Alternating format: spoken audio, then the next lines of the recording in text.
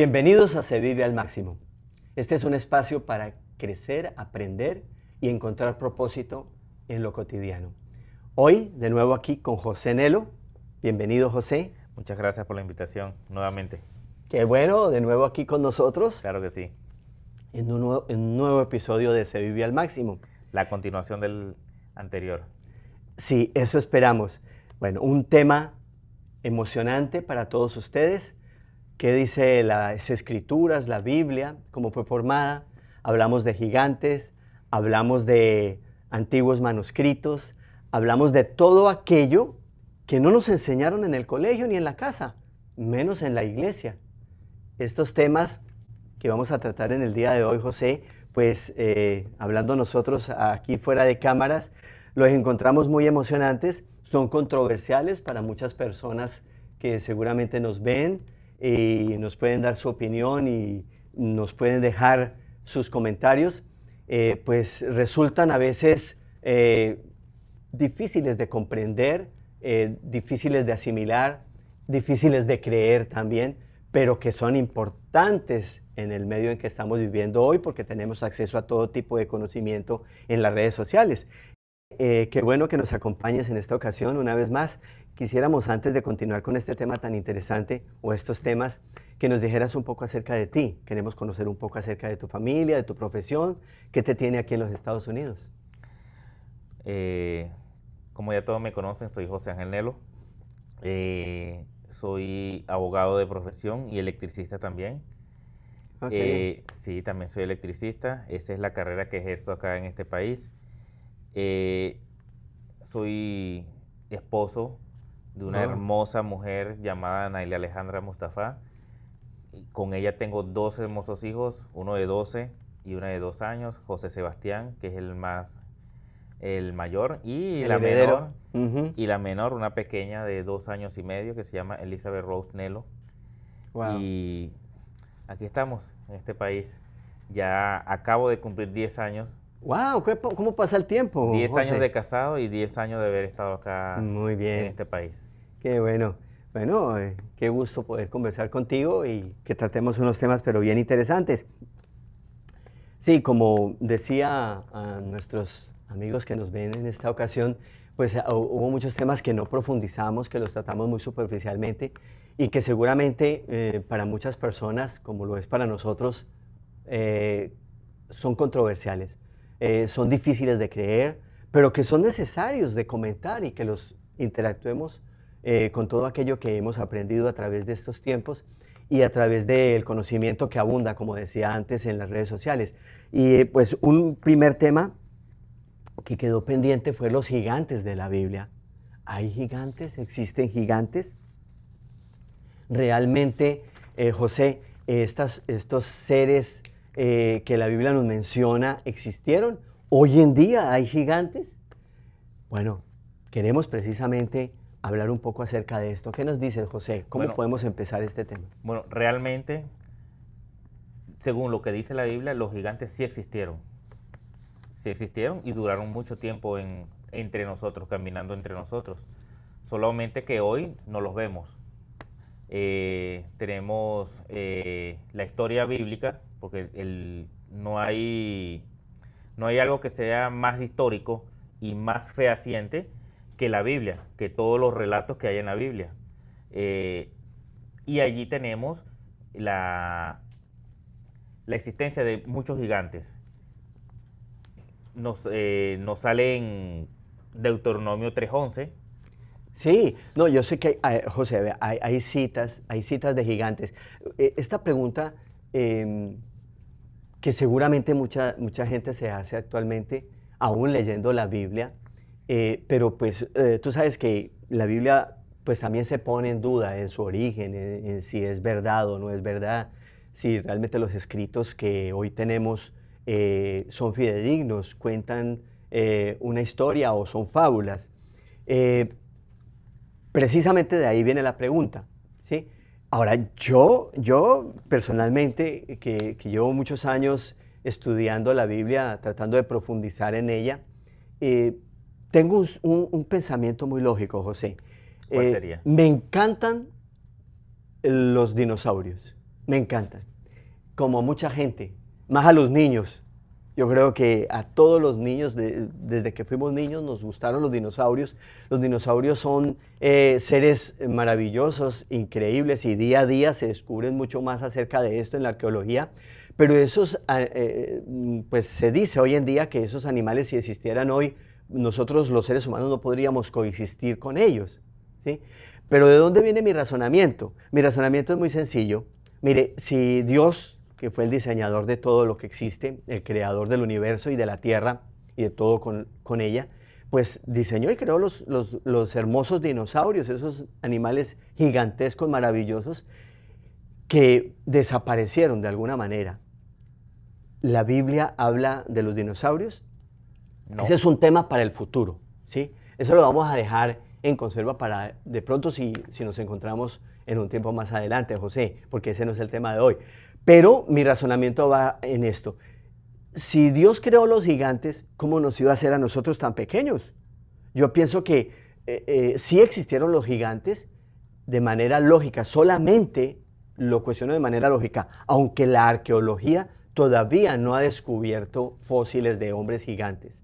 Todo lo que se vea, y pues yo te pregunto a ti, que eres muy inquieto respecto de este tema, si hay alguna prueba actual científica de que han existido hombres gigantes. Pero en mi razonamiento y en mi conocimiento yo tengo que aprobar que deben haber existido, porque Dios no puede hacer unos animales tan fuertes, tan grandes, tan maravillosos como los dinosaurios, y que los seres humanos fuéramos tan pequeños y tan fáciles de convertirnos en la comida de ellos, ¿sí? ¿Cómo podríamos enfrentarnos a un dinosaurio si solamente tenemos la estatura promedio que hoy tenemos, ¿no? Y pues, a ver, hablemos un poquito acerca de dónde dice respecto de esto de los gigantes. Para responder dos cositas que Sí. usted dejó allí. Número uno, sabemos que los dinosaurios existieron porque hay restos arqueológicos. Sí, La claro. arqueología moderna nos dice que sí existieron los dinosaurios.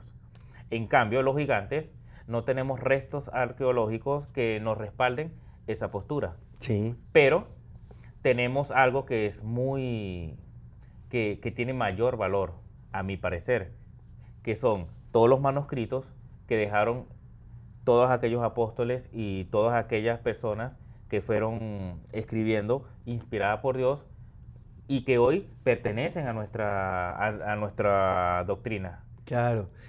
Todo el testimonio de ellos. Todo el testimonio de ellos. Sí, a ver, ¿tienes alguna cita en particular donde nos hable acerca de estos gigantes? La tenemos en Génesis 6 del 1 al 6.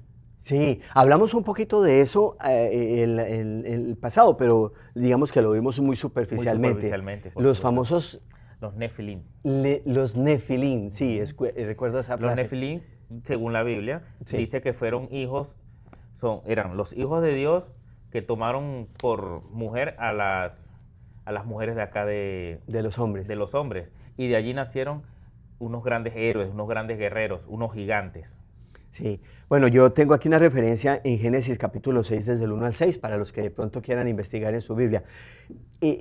Esto es muy interesante, José, y qué bueno que lo traigas a colación y lo hablemos un poco, porque respecto de esto, cuando uno busca conocimiento en las redes sociales o en la inteligencia artificial, nos vienen a decir que estos hijos, famosos hijos de Dios, eran seres que descendían como del más allá, que venían del cielo, que eran seres celestiales y que se habían mezclado con mujeres y que de allí salieron gigantes. Mira, yo como estudioso... Hay muchas teorías al respecto de eso. Exacto, sí. Yo te digo, José, como estudioso de la Biblia, he podido consultar con gente muy intelectual respecto al conocimiento de la Biblia. Yo no me considero una persona con capacitación a nivel profesional. Hoy en día en Harvard hay pensum que hablan sobre el conocimiento bíblico concretamente. Yo no tengo ni el más mínimo conocimiento con relación a eso, pero he sido un estudioso muy dedicado y me gusta mucho preguntar e investigar de manera objetiva con aquellos que realmente conocen. Y te digo, José, no hay más que una mala interpretación de este pasaje. Lo digo porque también escuchando lo de otras religiones que no son cristianas o que dicen ser cristianas, que hablan que de allí, pues que salieron los gigantes, que porque eran seres espirituales como mezclados con los seres humanos. Pero esto no es así. No lo dice ese pasaje en realidad. Esto está acomodado al razonamiento de los seres humanos. Esas son puras teorías conspirativas. Gracias, esa palabra cae muy bien a eso. Porque si nos ponemos a ver lo que dice el texto dice, los hijos de Dios se juntaron con las hembras de la tierra. Sí. Pero más adelante, la misma Biblia nos dice que Dios nos hizo a nosotros a su imagen y semejanza. Sí. Y nosotros pasamos a ser hijos de Dios. Entonces, claro. si nosotros somos imagen y semejanza de Dios, y en este escrito dice que los hijos de Dios somos nosotros mismos tomando como esposas a las mujeres de acá de la tierra. Y esto es muy importante porque un texto sin contexto es un pretexto. Me decía mi profesor de literatura en la universidad. Y esto es verdad, o sea, la mayoría de la gente toma los textos sin el contexto. El contexto bíblico nos habla de que los hombres somos hijos de Dios y no lo desconoce a través de toda la Biblia. Nos alejamos de Dios en el Génesis, pero Jesús vino a recuperarnos como sus hijos, como los hijos de Dios el Padre. Entonces, aquí tenemos que aclarar esto para la gente que nos está... Aquí es donde tenemos uno de los primeros indicios de que hubo gigantes en la tierra. Tenemos también otra historia bíblica que es la de David y Goliat, que dice que David era un joven de 16 años, pequeño, contra un gigante de más de 3 metros, peleando uno con el otro.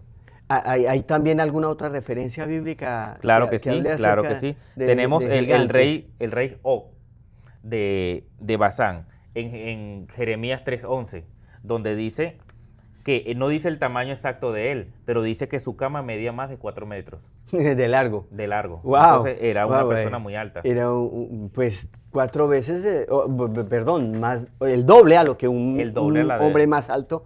Porque hoy en día, por ejemplo, los de la NBA, nosotros frente a ellos somos enanos, nos vemos enanos, pero el promedio de ellos creo que es 2,15 o 2,20, el promedio de estatura hoy en día de los jugadores de básquetbol. Bueno, para ellos son básicamente gigantes, pero este hombre de la Biblia medía el doble que uno de ellos. ¿Sí? Hoy día no hay personas gigantes. Esa es una buena pregunta. Hoy día no hay personas gigantes, hay personas muy altas. Ajá. Pero tenemos un caso de gigantismo como enfermedad. Ya. Pero no como una persona gigante. Es una persona que tiene un problema hormonal en la glándula pituitaria, que mide o midió, no estoy muy claro si aún está vivo, 2,51 metros. Pero esto se debió a un desorden hormonal. No se debió exactamente a que él era gigante. Que haya un indicio de que en sus antepasados hubo algún gigante o alguna persona alta. Creo que está en los Guinness Records. Él está en los récords Guinness como la persona más alta del mundo, registrada. Registrado como la persona más alta. ¿Cuánto mide? 2,51 metros. 2,51, pues nada comparable con lo que medía Goliat o con lo que medía este señor Og, rey de Basán. Bueno, ¿qué pasó con los gigantes? ¿Dónde están los gigantes de la Biblia? ¿Qué pasó con ellos? Como dije anteriormente, no hay restos arqueológicos, pero lo único que tenemos es el manual de instrucciones que Dios nos dejó, que es la Biblia, y la Biblia nos dice, por lo menos en este caso, caso número 1, los Nefilín estuvieron antes de Noé. Ajá. Todos sabemos qué pasó con Noé, hubo un gran diluvio, murieron todos. Y seguramente la mayoría de los dinosaurios. Posiblemente. Ahora tenemos otro caso que es más interpretativo, no lo dice exactamente la Biblia, pero lo interpretamos de forma de que creemos que es así. ¿Qué es lo que pasa? En la época de la conquista de la tierra prometida, Dios les dijo a todo su pueblo de Israel, que entraran y tomaran posesión de la tierra que Él les dio como promesa, pero tenían que eliminar a todos los habitantes que estuvieran allí. Y en eso están incluidos... Claro, todas aquellas tribus donde dice que había gigantes, ¿no? Tanto de gigantes como personas normales que no sobrevivieron a la, Sí, yo a la recuerdo, toma. yo recuerdo un pasaje de la Biblia con los espías, los famosos espías que envía Moisés a explorar la tierra A los 12 de espías. Canaán.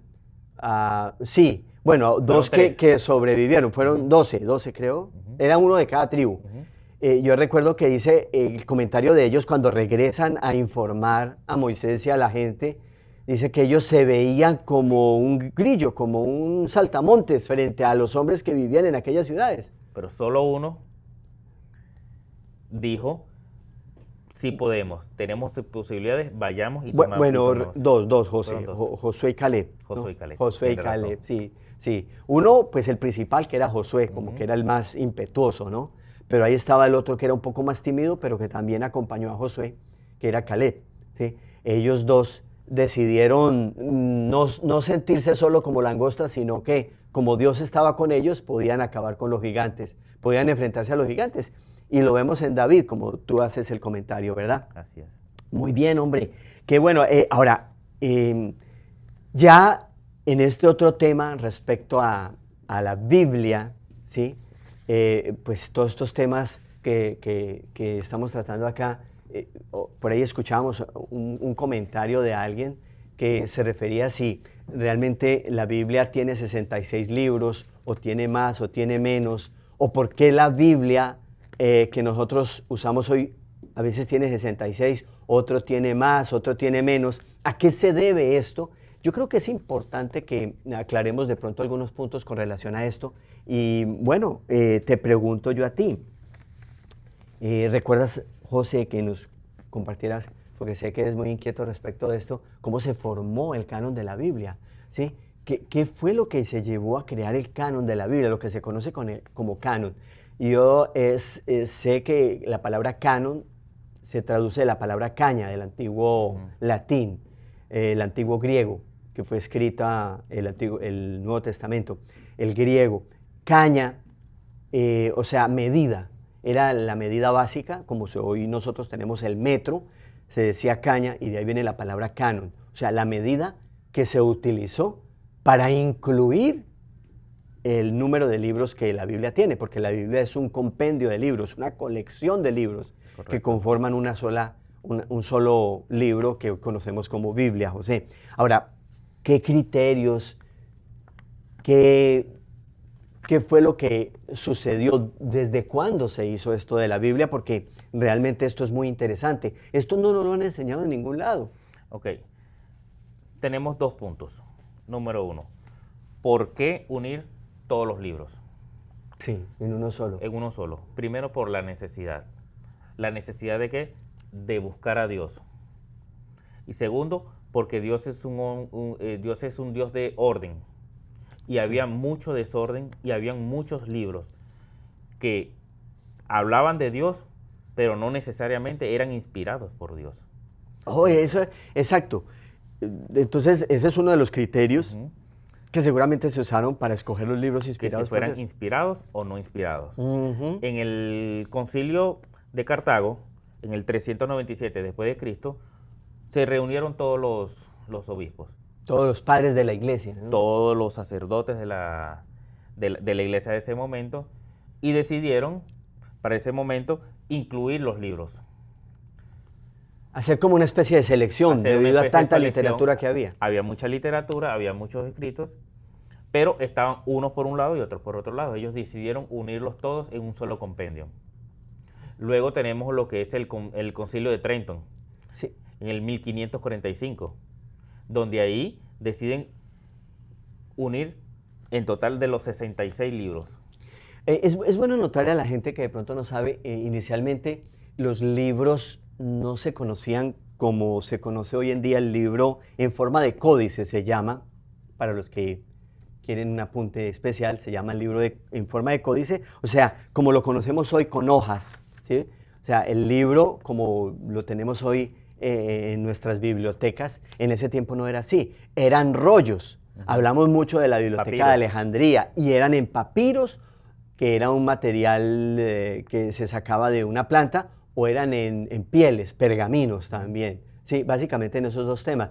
En eso, y pues obviamente cada libro era un rollo, ¿sí? Era un rollo porque no se escribía inicialmente en forma de códice, o sea, con hojas, así como lo tenemos hoy, enmarcado y cosido y todo eso como se hacen los libros hoy en día. Entonces, ese libro en forma de códice es la literatura moderna, Correcto. hasta muy poco. Y además de eso tampoco existía la imprenta, ¿sí? Todo era hecho a mano. Todo era hecho a mano, ¿no? Se copiaban a mano. Habían unas personas que se les llamaba escribidores no escribidores, perdón, borro. Escribientes o escribas. Escribidor es una palabra despectiva de escriba. Escribientes o escribas. Para el antiguo pueblo de Israel se llamaban los escribas.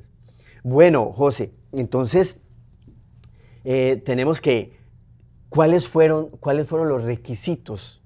A ver, resumamos. Yo sé que seguramente no era un solo requisito, habían varios requisitos para elegir estos libros. Debían haber pasado por un escrutinio muy severo para poder determinar, mire, este libro pertenece al canon, este libro es fidedigno, este libro merece que se predique en las congregaciones, ¿sí? Hoy en día, José, sí que la gente debía de pensar en eso y esto es muy interesante, por eso es tan interesante este tema. Porque hoy en día, por ejemplo, uno abre las redes sociales y ve a alguien ahí predicando, pero ¿de dónde sacó este señor la prédica, este pastor?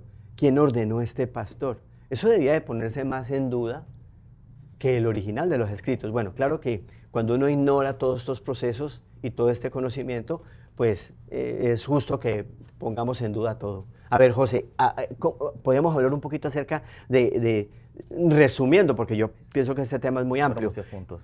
¿Cómo eran los puntos? ¿Cómo se determinaba un libro para que perteneciera? Lo primero que tenían en cuenta al momento del Concilio de Trento sí. era lo siguiente, primero que fueran inspirados por Dios. Pero ¿cómo llegaban ellos a la conclusión de que eran inspirados por Dios? Tenían muchos puntos. Uno de ellos era que dijera, Dios dice, Jehová dice o Yahvé dice. Ese era uno de los puntos. Número 2. Bueno, esa frase la encontramos mucho en los libros del Antiguo Testamento, ¿no? Correcto. Dice, dijo Jehová al profeta Jeremías, habló el Señor al profeta Isaías, o sea, dijo Dios. Dios era el que hablaba a las personas a través de cada uno. Habló a Moisés, se le apareció a Moisés. Correcto. A través de una zarza. O sea, los libros debían de comentar que esto era un mensaje de Dios. Otro punto era que diera un testimonio de cambio de vida en la persona. En la que lo leía o lo escuchaba. En el que lo leía, lo escuchaba o el que lo escribió. Y otro es que ese libro fuera utilizado o recomendado por una persona creyente y reconocida, creyente en Dios. En el ámbito de la iglesia, ¿no? En el ámbito de los...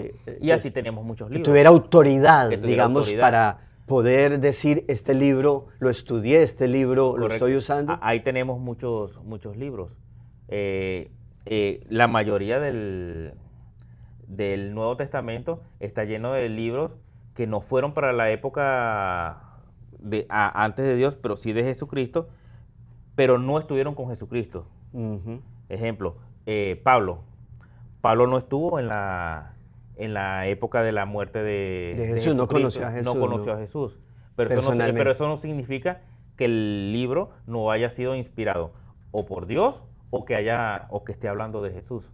Claro. Otro libro que tiene mucho que ver con el que dice que dé testimonio sobre el cambio de las personas es el libro de Esther. El libro de Esther no habla de Dios, no dice la palabra Dios. Sí. Pero tenemos totalmente como un testimonio de la transformación de las personas. Sí, o sea, es impactante lo que sucede al pueblo de Israel a través de este libro. Que digo yo, el libro de Esther debía de llamarse el libro de Mardoqueo. A ver, bueno, José, a ver, ¿hay algún ejemplo? ¿Podríamos citar algún ejemplo de un libro apócrifo? Hay libros apócrifos, sí, yo recuerdo, porque inicialmente nosotros éramos católicas, la Biblia que más usan los católicos, como la Nácar y Colunga, Dios habla hoy, versiones muy interesantes que la gente puede leer, tiene los libros apócrifos, ¿sí? tiene varios, como 8 o 9 libros, aunque son más, los más famosos son como unos 15. En mis estudios, los estudios que yo he realizado en nuestra organización, he podido evaluar algunos de ellos, pero qué bueno que nos citaras. ¿Tienes alguna parte por ahí de algún libro? ¿Y qué libros para recordar? Tengo los nombres de varios libros apócrifos. Sí. Judith, el libro de Macabeo. Macabeo tiene dos. Macabeo 1, primero de Macabeo y segundo de Macabeo. Judith, Sabiduría, Eclesiástico. Diferente a Eclesiastés, ¿no? Diferente a Eclesiastés, que son libros que no fueron incluidos en el canon original. Ajá. Y tengo aquí una cita de ese apócrifo. Sí. Que esto nos dice el por qué no fue incluido en el canon original. Ah, qué bueno, qué bueno. ¿Por qué no nos, aquí no tengo nos hace? Segundo de Macabeo, 15 del 38 al 39. A ver. Dice lo siguiente: y yo termino aquí mi narración. Si está bien escrita y ordenada, eso fue lo que me propuse. Si es mediocre y sin valor, eso fue lo que pude hacer. Así como no es agradable beber vino y agua solos, en tanto que beber vino mezclado con agua es sabroso y agradable al gusto, del mismo modo, en una obra literaria, la variedad del estilo agrada a los oídos de los lectores. Y con esto termino mi narración. ¿Qué quiere decir esto? Este es un libro que no fue admitido, en parte por el final, que él está diciendo que prácticamente todo lo que él escribió es una obra literaria. Que habla de Dios, puede ser que habla de Dios. Inspirada por el Espíritu Santo para la obra o para beneficio de su iglesia, totalmente no. ¿Por qué? Porque en el final él nos está diciendo que simplemente es la variedad del estilo que agrada a los oídos de los lectores. Él está hablando, al igual como usted dijo ahorita hace un momento, que hay muchos pastores que quien los ordena. Aquí pasa lo mismo. Él está agradando al lector. Es como si fuera, una obra literaria. Una obra literaria. Al igual que los pastores que dicen que son ungidos por Dios, pero no son ungidos por Dios. O sea, simplemente están ahí, hablan de Dios, pero a su manera. A su manera, correcto. Sí. Es muy común que la gente a veces confunde la voz de Dios con otras voces y dice que Dios le mandó a decir algo y no fue así. Ahora, a ver, José, una pregunta interesante que seguramente algunos están haciendo. ¿Es pecado leer estos libros? No es pecado, no debería ser pecado. ¿Por qué? Porque ya acá lo acabamos de leer. Es una obra, algunos son obras literarias que te sirven para entender las historias bíblicas o la historia del pasado de muchos de los profetas anteriores, te sirve. Ojo, pero no pongas... Debe tener algún valor histórico, entonces. Tiene un valor histórico porque son muy antiguos, pero no debes poner tu fe en esos libros. Y también hay que tener, si eres débil de corazón, esos libros te pueden desviar de la verdad. Ahora, ahí está el peligro, o sea, la sugerencia sería que nosotros debemos tener el punto de referencia correcto para poder también acudir a ellos y conocer esta información, porque creo que uno tiene que conocer ambos puntos de vista. Claro, no es pecado leerlo, en ningún lado dice que leer los apócrifos es pecado, pero si no te beneficia en nada, ¿por qué hacerlo? Si no te da ningún beneficio. Qué bien. Bueno, José, a ver, vamos terminando esta interacción en este día de nuestro podcast Se Vive al Máximo. Quería pedirte, por favor, que para resumir todo esto que hemos visto ahora y que seguramente pues, produce también o dejan en las personas que nos ven y nos escuchan algunas otras preguntas que nos encantaría que nos las dejaran ahí en los comentarios. Todo esto que hemos escuchado, ¿podías dejarnos una frase importante, una frase que llegara a todas las personas? ¿Qué nos recomendarías tú, José, con relación a esto? Bueno, hay un versículo bíblico que es que tiene que ver mucho que ver, encierra mucho esto, porque estamos hablando de verdades y mentiras, prácticamente, de que si este libro es real o no, Y hay un versículo bíblico que es Juan 8:32, que dice, Sí, sí. si ustedes se hacen mis discípulos, conocerán la verdad y la verdad los hará libres. Prácticamente hay una verdad absoluta que es nuestro Señor Jesucristo. Seguirlo a Él es llegar al tope de la verdad absoluta. Tal vez no llegaremos a ser como Él, pero tratamos en el camino de ser lo más parecido a Él que podamos. Qué bueno, José. Sí, está muy, muy, muy importante esas palabras. Creo que ojalá queden en el corazón de los que nos oyen. Pues, bueno, me gustaría de verdad agradecerte, José, por tomarte el tiempo de acompañarnos en este Mucho ratito gusto. e interactuar de estos temas tan interesantes y que sigamos aprendiendo un poco más y compartiendo nuestras experiencias con los que nos oyen.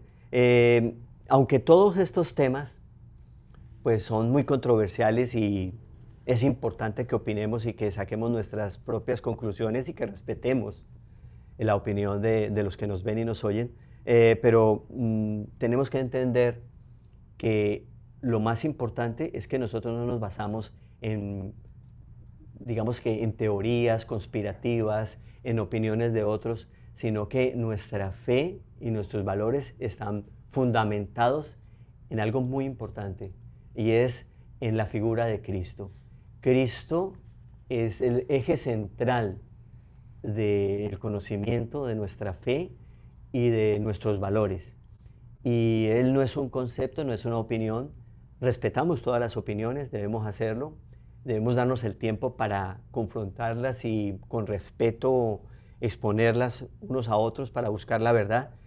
Pero entendemos que pues, nuestros fundamentos se encuentran no en conceptos, no en escritos, no en valores etéreos, sino en una realidad muy grande que es Jesucristo, nuestro Dios y Señor.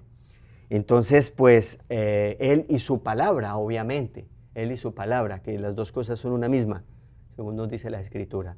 Jesús es la palabra hecha vida, hecha,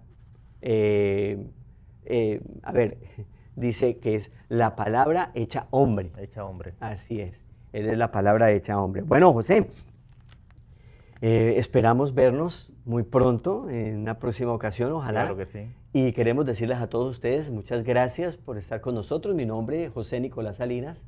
Ha sido un gusto para mí compartir con ustedes este podcast. Esperamos que ustedes compartan nuestro podcast, que nos hagan llegar sus opiniones y que nos podamos ver en una próxima ocasión. Muchas gracias por estar con nosotros ahora. Gracias.